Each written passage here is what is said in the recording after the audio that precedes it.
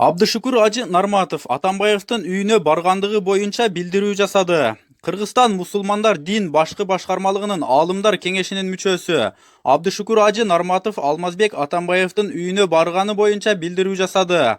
Аалымдын билдирүүсүн Эрназар Таштанбаев Facebook баракчасына жарыялады. Мээримдүү жана ырайымдуу Аллахтын аты менен баштаймын. Учурда болор болбос ишти көбүртүп жабыртып, өзүнүн жеке кызыкчылыгына пайдалангандар өтө көбөйдү. Айтайын дегеним, бүгүн мен Алмаз Шаршеновичтин үйүнө барып, бир канча күн мурда окулуп баштаган Куранды хатымы кылып, өткөндөргө дуба кылып келгенимди саякташтырып, жарыя кылып чыккандар жөнүндө болмокчу. Аалымдар эзелтен эле элдин ыйман тынчтыгын, биримдигин үчүн кызмат кылган. Менин да эңсегеним жана тилегеним элимдин ыйманы жана тынчтыгы.